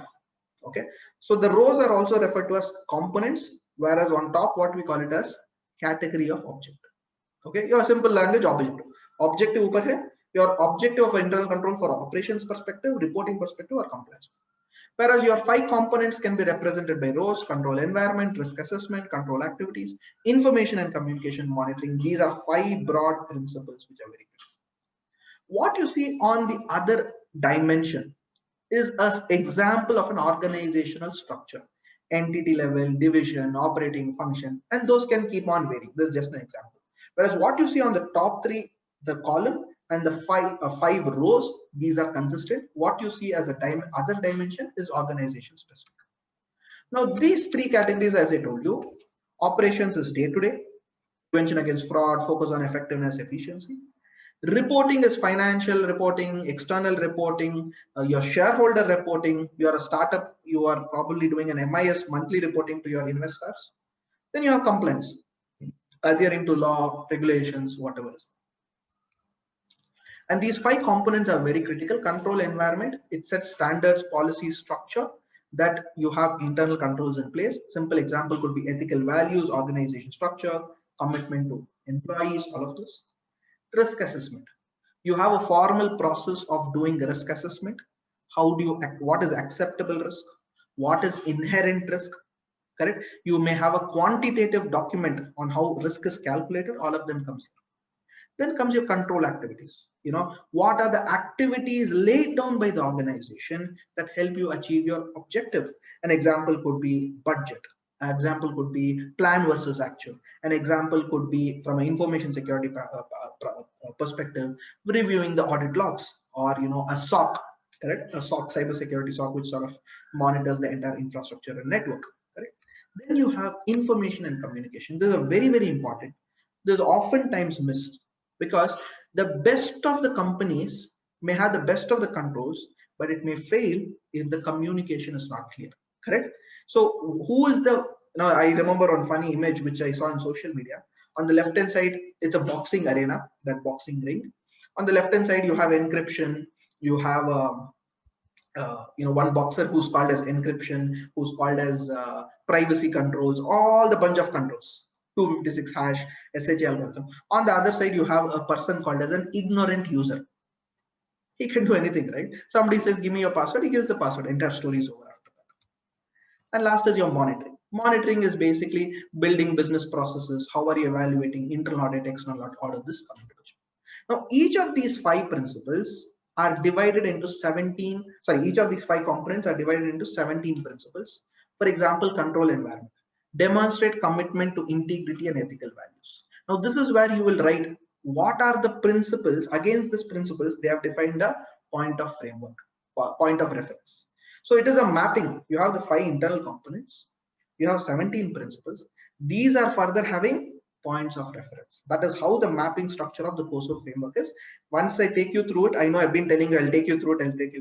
It will come in next few minutes. So please hang on until then. Okay. So control environment has got about 5 principles. Risk assessment has got about 4. Control objectives, control activities got about 3. Information and monitoring. Okay. So what is it that the control environment speaks of? A few sample examples. The entity has established a code of conduct.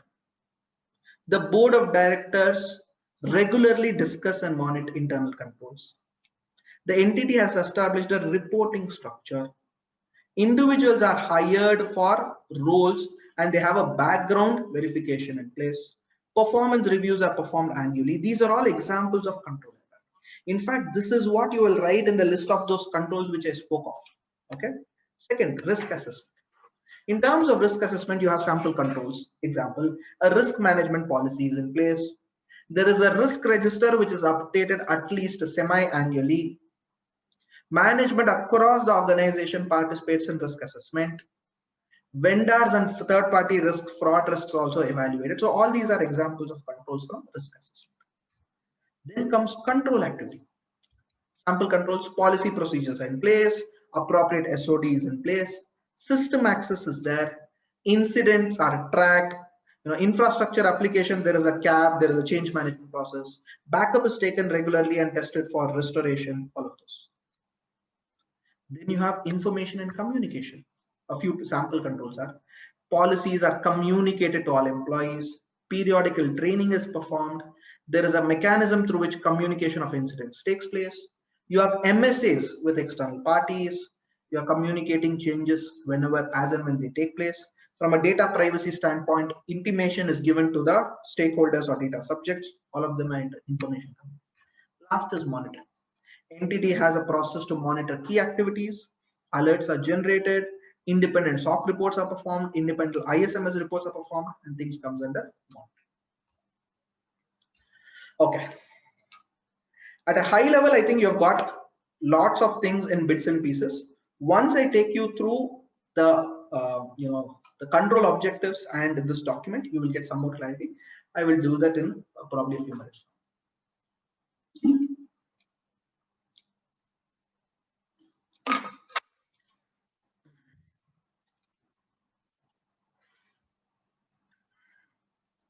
Quickly swapping over to an Excel spreadsheet. I hope the Excel spreadsheet is visible. Okay. This is again available as a download in the AICPA website. You just have to try for trust service criteria, you can download it. Do you notice here what is called as CC1 in the extreme left? That is called as a common criteria. So if I just filter for this, ignoring the copyright and other things, you can notice there are a bunch of CCs. CCs all are common criteria. Then you have what is called a P. And what is P? Privacy controls. Okay, you can see the number of points which runs. You have something called a PI, which is processing integrity. A little above, I think you will find A, which is availability. And see what you notice is confidentiality.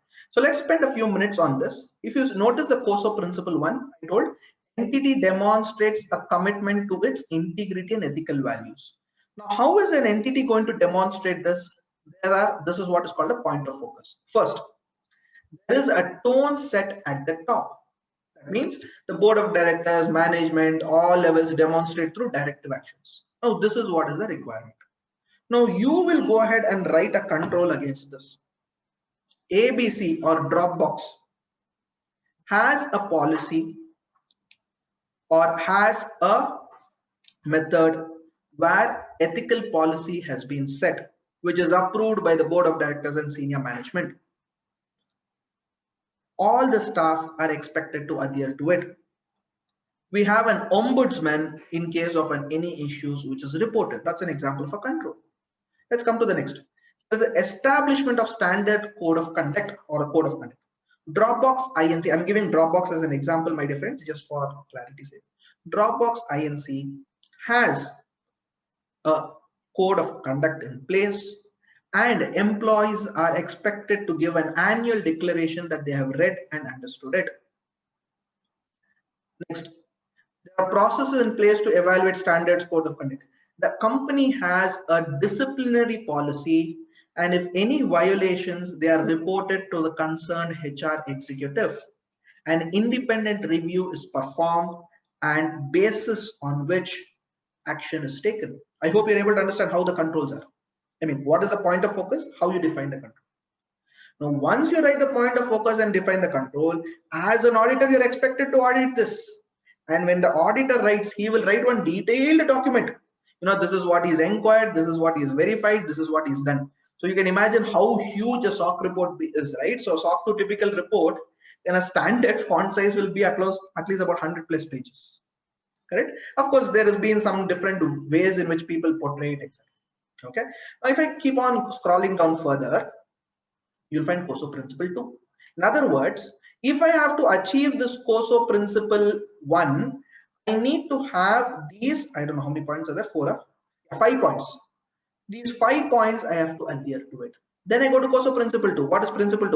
Board of directors demonstrate independence from management. So that means there is an oversight responsibility. Next, there is a relevant expertise. Each person has an expertise, skill set based, etc. Then there is an independent operation which happens. Then supplements board expertise. Where required, there are expertise who come and sort of assist. That is what is principle 2. Then come to principle 3.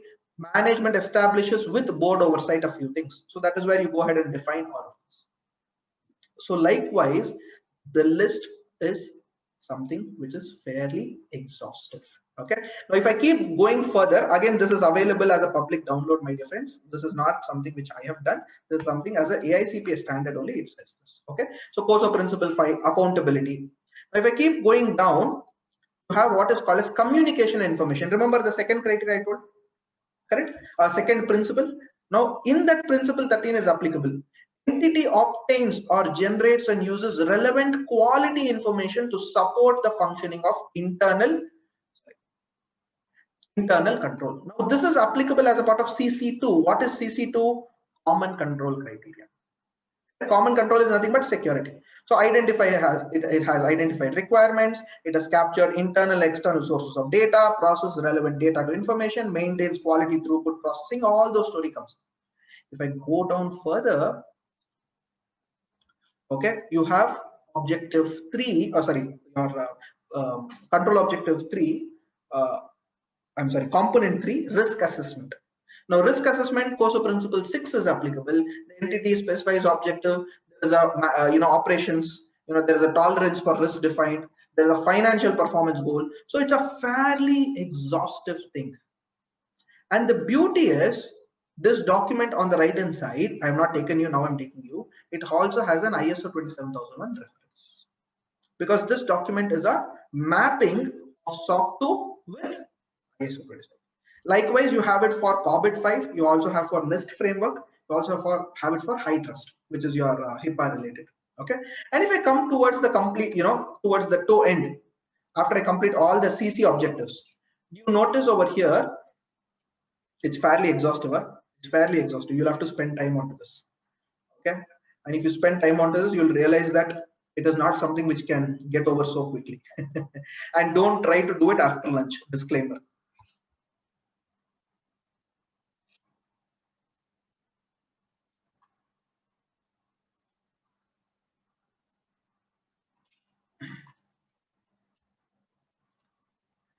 Okay, I'm quickly pushing it down. Now comes something called additional criteria. Now this is where the wording is very important. Please note line item number 349. It starts with line item number 3. So you can imagine what is the number of requirements. Of course, there are a few blank lines. Ignore that. Correct. So additional criteria for availability.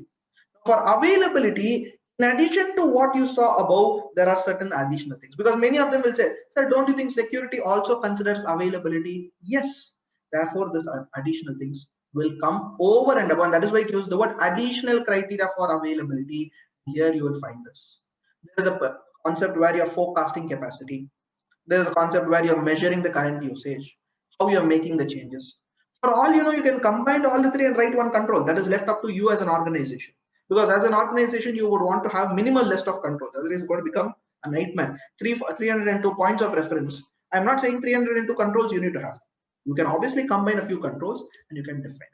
Now, in fact, if you go a little later, you have one very interesting thing on confidentiality. After confidentiality, you have something on processing integrity. And towards the end, you have the big thing, which is privacy. Privacy is huge. It has, as a principle itself, it has P1, P2, P3, it goes up to P8. And for each of them, it has 1.1, 1.2, 1.3, you can imagine. It's a very, very exhaustive. In fact, those of you are searching for a privacy checklist, here is your privacy checklist. Just pick this up, customize it, fine tune it, go ahead for it. Correct? Such exhaustive. And in the sheet 2, if you go, there is an ISO 27000 mapping reverse mapped to SOC. You see this? And POF refers for point of reference. It's a beautiful document which is available as a free download. Okay. And last, you have the trust service criteria 61, point of focus 302, which is something which I told you, and how much of that is mapped. And obviously, some things are not mapped, they've mentioned it. Useful? I hope you got an idea. Now let's quickly look into what are the contents of a SOC report, and then we will look into a sample SOC report. If that is okay with all of you. Okay. So how do I get started? Okay, what exactly is the process for me and how do I get into it? So whenever you get started with SOC, please define your objective. Understand from user entity, understand from management, understand what is the purpose. You're using SOC for a marketing document, you're using SOC for entering new markets. What is the purpose? Determine the scope. Is it entire company? Is it only a specific thing? Is it type 1, type 2, or a SOC 1, SOC 2, SOC 3? Identify. Once you get these things cleared, address certain specific regulatory requirements, because you have a HIPAA, you need to top it up with additional things. You may have GDPR or privacy, you may have to have all these things. Get all these things sorted. Once you do these three, jump immediately into drafting policies and procedures. When I use the word drafting policies and procedures, you need to develop documentation, implement policies, ensure evidence is in place, right? And then perform a gap assessment. Let me tell you, your role as CISA professionals or ISACA professionals comes here. Gap assessment is one very, very useful exercise, which I see what you as a player can actually add value. Okay, determine the preparedness for SOC audit. And why I give that is because at the end of the day, this is nothing but a sort of a system-based audit, right? You are doing a typical IS audit. So you need to know the way in which you do it is obviously going to be a little different. And last, CPA comes forward and does the audit. Okay, so that's the typical. Provides the list of the evidences, document testing, prepare and deliver a SOC report, and all of this. Next, what is the contents of a SOC report? The first section is a management assertion. Beg your pardon, management assertion. So they make an assertion regarding the infrastructure, service systems, etc. Section 2 is the audit report. Many a times I've seen companies interchange section 1 and 2. As long as you have the contents, it is okay. Some people have section 1 as service auditor report, section 2 as your management description. The choice is yours. Section 3 is the most important thing, where you're talking about management description. How to do this management description, I can go for 2 hours. Okay, that much level of detail is there. But for the time being, there is something called as a management description. Towards the end of the management description will be the entire bunch of Excel controls which we just saw. That is what comes as a part of the towards the end of management description. However, if you go for a SOC 2 type 2 report, the bunch of descriptions what you saw in management controls, it will not appear in the SOC 2 type 2 in section 3. It will rather appear in section 4. Because against each of those controls, you'll have one auditor, method, what is that? Audit steps, and what is the deviation. For example, applicable trust service criteria, CCM, all these things, and the test of controls and test of results. I'll take you through a sample. I have anonymized something so that I'll be able to share it. You may have to give me a few time, some minutes, sometime I'll be able to give. And last is section 5. any other information provided by the service organization, which is not covered by the service auditor report, any of them. So any of them could actually come into this. Yeah, what is description criteria? I told you description criteria has got a fairly list of detailed things. It speaks about overview, background, what are the types of services they provide, what are the principal service commitments and system requirements. And for your information, there is a detailed guidance for each of this, but that is a paid guidance issued by ISACA. You'll have to download that. Component of system used to provide the services. And this is very important. 5 things you have to mention. What is the infrastructure? Details of that. What is the software? Details of that. What is the people? Details of that. Data, procedures. So you need to speak about these 5 aspects in detail. How is the infrastructure? What is the hardware? What is the software? What are the applications you're using? What are the environment? This is all has to be clearly communicated. Correct? Of course, you need not go to the level where I'm using this, the IP, that is the IP. You have to mention the overall structure. Then you talk about people. How are you onboarding people? How are you offboarding people? How access is given? How performance review takes place? The entire people cycle in your organization. Data. How are you taking care of the data? Is the data encrypted? If it's a PII, how are you dealing with? Are you anonymizing the data? Are you pseudonymizing the data? How is the data storage? How is the data being backed up? Whole lot of things comes there. And last is your procedures. What are all the procedures you have? What are the policies? What are the practices? The gist of all of the practices and procedures will come in there. Then you'll speak about boundaries of the system. What is within my boundary? What I'm dependent on another person.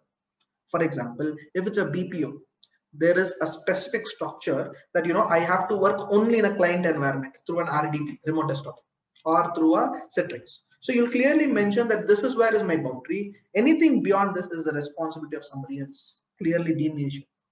Relevant aspects of COSO, the 5 components, you will explain the relevant components. Then you will say which of the trust service criteria is applicable for you.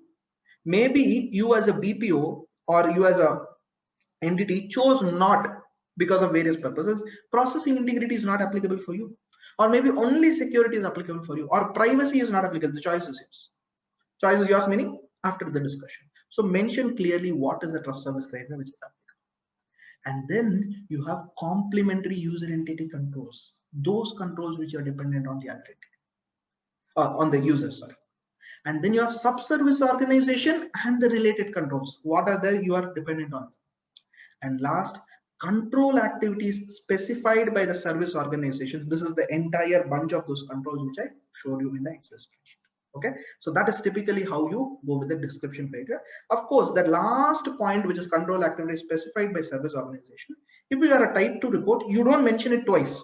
You push it to section 4 and there you write the auditor comments. Okay, and this has to be assessed. The entire description criteria has to be assessed by a CPA, and this the way in which it is to be drafted. There is a guidance given by ISACA. Okay, you require judgment. You require various aspects. Just like a financial auditor assess the fairness of a financial statement, here CPA has to assess the fairness of the SOC. Okay. Last section is roles and opportunities. Before that, I thought I'll take you through a couple of reports. The one which I'm going to quickly take you through is something which is available in the public domain, and this is called as an illustrative type 2 SOC 2 report. Okay, this financial is way back in 2014. Illustrative type 2 report, and I'll quickly run you through this. I'll take probably a few minutes for this. Of course, this is just the general disclaimer and other things. This is just for reference. This is available on internet. Again, you can download it. You just have to search for it. The links of few of these, I will give it in the chat window. You'll have to wait for a few minutes so that my flows. Okay, so it's an illustrative SOC 2 report. Okay, and this gives the fairness of presentation of service organization's description on the suitability of design and operating effectiveness. Okay, so if I go into it, it has 5 sections, as I told you. Section 1 is the assertion. Okay, section 2 is independent service auditor report. I told you you can interchange it.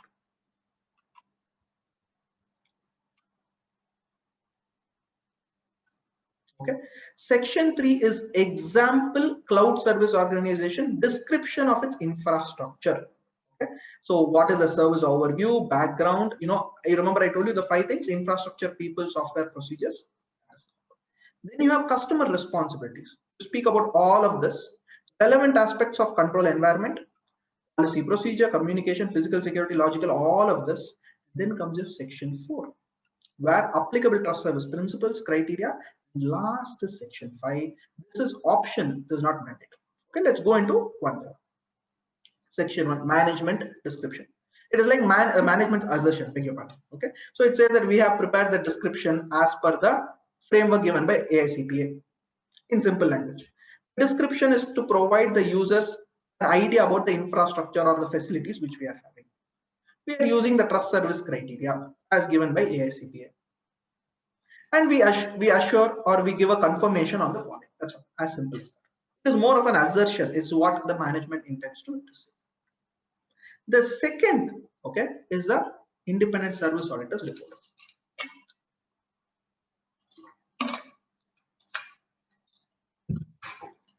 Management of a cloud service organization.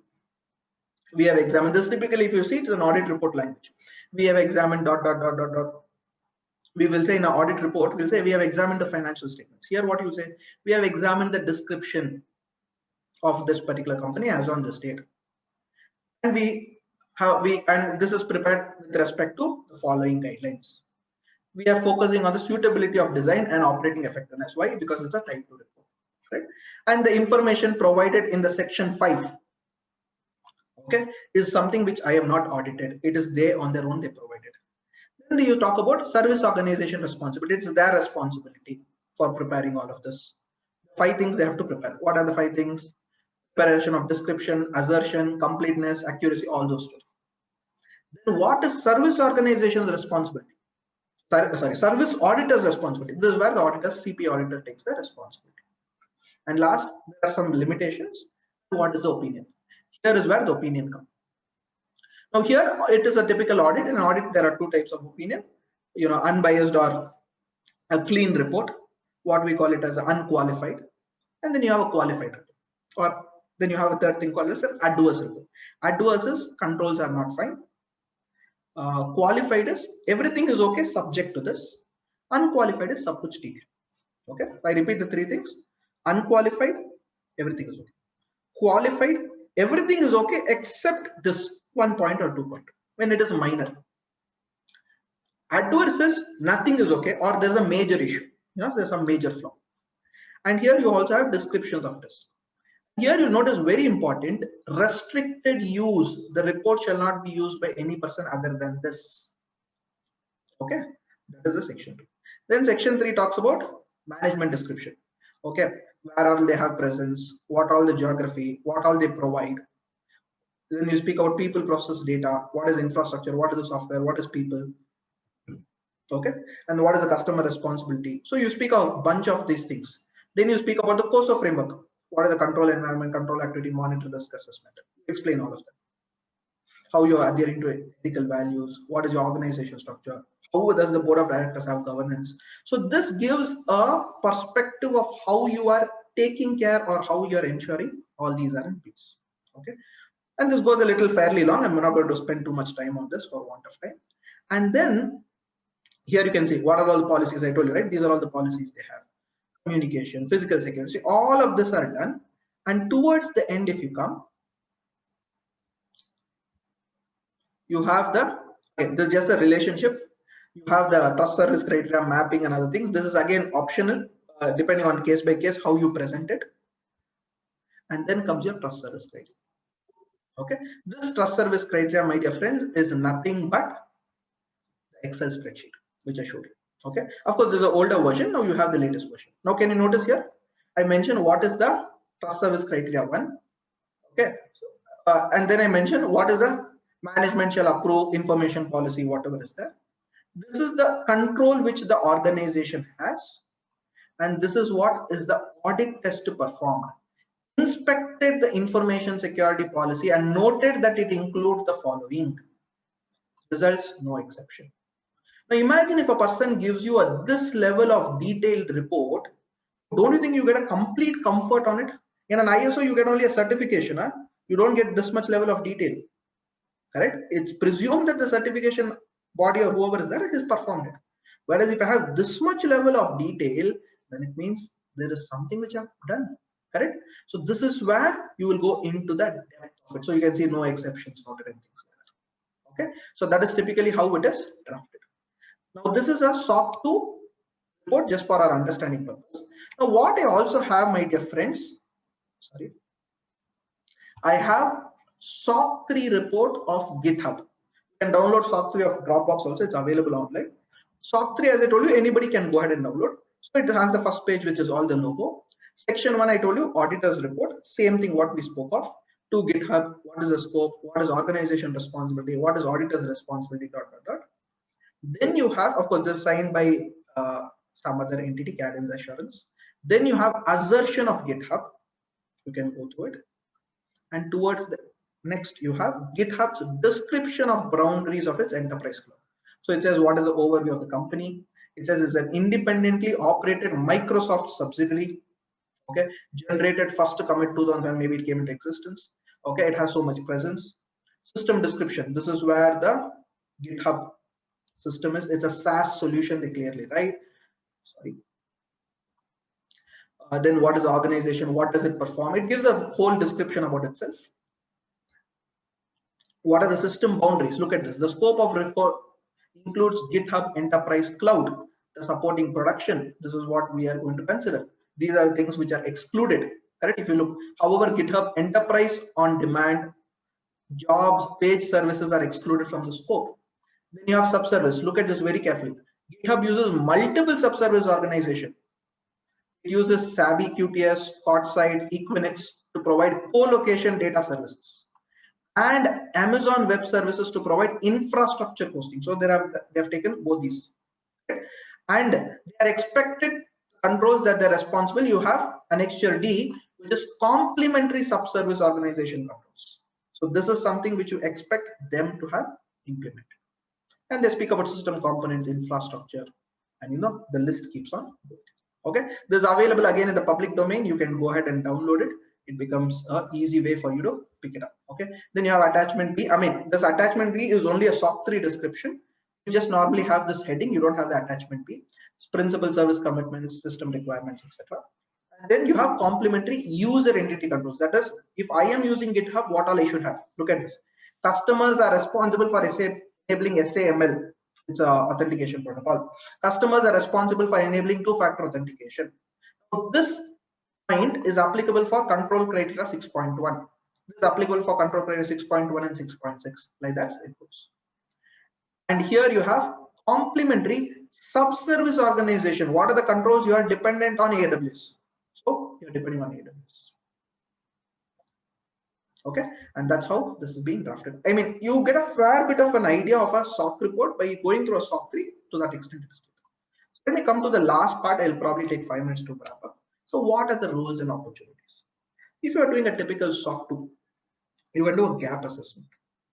You can help out in setting up process, preparing risk register, mapping the SOC to other framework. And you need not do too much of an exercise because the SOC mapping is already available publicly. If you go to ISACA website, it is available. You can do control testing. You can do implementing SOC 2 controls. You can audit the controls or assist in auditing. You know, a typical CPA may do, or you may perform, you know, some procedures for him. You also, in general, you can understand the SOC reports. In general, you know, you after having understood SOC, you know how to interpret SOC reports. You can do third-party risk assessments, which I spoke of. You can understand the various vendors. What is the risk which I'm facing? So what is your typical method if you're doing a gap assessment? Identify what product or service. Then evaluate the process. Identify risk. Map that risk to the trust service criteria. The moment you map it, identify what are the criteria or the principles. All these elements are met, not met, that Excel sheet. And then see where the gaps are. How do you do it? Typical engagement planning could be like this. Understand the business, objective, organization structure, key risk, role of IT. Then go into IT universe. Fundamental process, application, infrastructure, all of them you spend some time. Then do a risk assessment.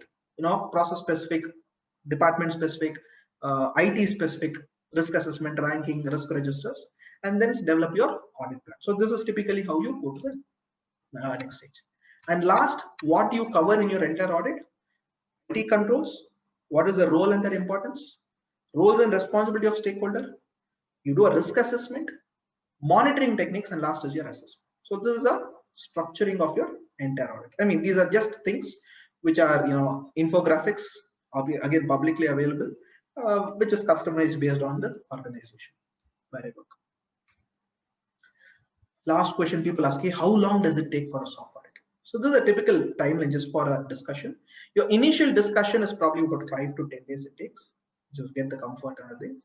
Evidence gathering maybe about 15 to 20 days from the customer's end. Gap assessment is normally a 30-day exercise at least. Larger organizations takes much more. This is a typical small, medium. A management remediation, it is something which is subjective. Once it is remediated, a SOC 2 audit independently may probably take about 30 days, again based on the complexity. If it's a very, very large organization, multiple SaaS-based application, which I'm doing an audit for Google or Microsoft, obviously this is not going to work, right? It's just an indicator. And then the reporting happens within about 10 days. So the summary, A, service organization controls, no, it is system and organization controls, SOC. And I told you there are 3 types, SOC 1, SOC 2, SOC 3. This is only for service organizations. And SOC 1 and SOC 2 has got further type 1 and type 2. SOC 1 is ICFR, SOC 2 is trust service criteria. There is an increasing demand which I'm noticing in the last 1 year to 2 years. I've got so many inquiries only on SOC. Whether it got translated, that is a secondary thing, but at least inquiries it has come up. There are trust service criteria, confidentiality, processing integrity and availability. Security is the common one, and you have one more, which is privacy. You need to be very careful when you're assessing sub-service organization and user entity controls. That is where you will have to understand the roles played by each of them in your risk assessment. And this also gives a huge potential either for third-party risk assessment or third-party risk engagements. Okay, so that is something which I wanted to help you out and explain. And I hope I gave you a good thought process and a flow. I'll be happy to take questions. We are obviously connected on LinkedIn.